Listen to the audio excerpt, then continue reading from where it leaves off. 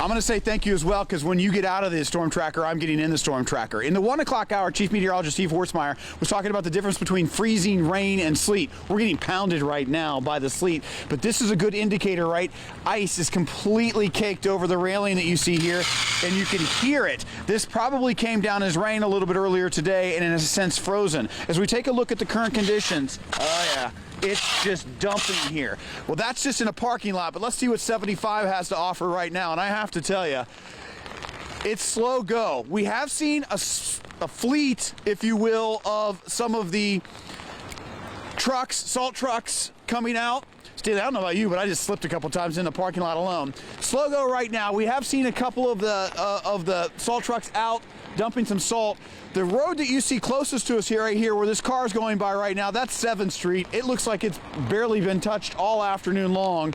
But then that is 75 as you look up just on the horizon from there. Northbound had a couple of cars going by. Southbound has a car coming by now. It looks like to me, from my perspective, the southbound lane as you're heading into northern Kentucky right now looks a little bit better. That truck is still going slow go, as you can imagine. It is dumping. I mean, it's just pounding these flakes down here. It hurts when it hits you. I'm gonna have to get the ear flaps down pretty soon, Amber. But we'll be out and about in this, showing you the conditions so you do not have to go out. But I can tell you, Amber, from this standpoint, I came in from the Butler-Warren County area today. My commute wasn't that bad at about 8, 9 o'clock this morning. It's considerably different now as we're approaching the evening hours. That's right. Well, right now that sleet is still coming down. We're here in Brighton, right off of Central Parkway and Ravine, and we just missed a snowplow that came through this area. I'm going to show you a look at the roads here. You see it's just a slushy mess right here, but again, that plow just came through. We haven't seen a whole lot of traffic coming down here, just a couple cars passing by every now and then. We did see a driver actually driving too fast for these conditions, and they started to spin out a little bit. We actually had to move out the way because, you know, we didn't know which way they were going to go, but they were able to eventually pass through here, but just driving too fast in this area. We also saw some issues with this hill. We saw a couple of cars that were trying to get up here. We talked to a person who was trying to get here to get home and wasn't able to make it. You see people trying to push it fast to try to see if they can make it. And I don't know if this person is, no.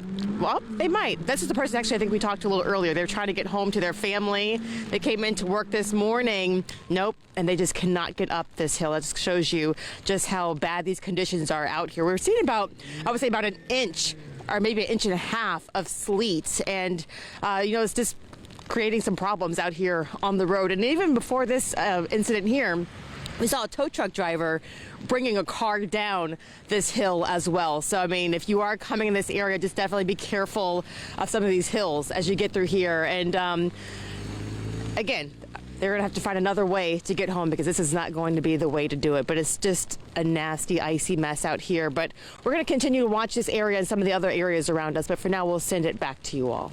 This is kind of the Super Bowl for AAA rescue. Kara Hitchens from AAA says they've had a, quote, mixed bag when it comes to the type of calls tonight.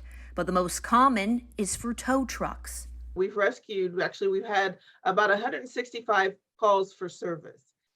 Calls for members to come and rescue them. And the second most common call is for flat tires, adding that tires tend to be severely affected in harsh winter climates. I think as the day is gone and now that we're getting some wind and as you know, the temperature is dropping, it's just not going to be great conditions to be out working in. It'll be very challenging. Challenging due to the condition of the roads being frozen over, and even the rural areas present additional hurdles for crews to work on. Here are just some of the photos in Bethel as ice has been forming on power lines since early this morning, and other visuals of trees impacted in Hammersville. Branches falling down, you know, just from the heaviness of the ice on them, and then you add a little bit of wind to it. It's not going to take a whole lot just to cause issues for us. Here is a look at an outage Duke Energy crews have been working on involving a transmission line that serves thousands of people in Brown and Claremont County. Sally says staff were hoping we had surpassed the biggest ice challenges,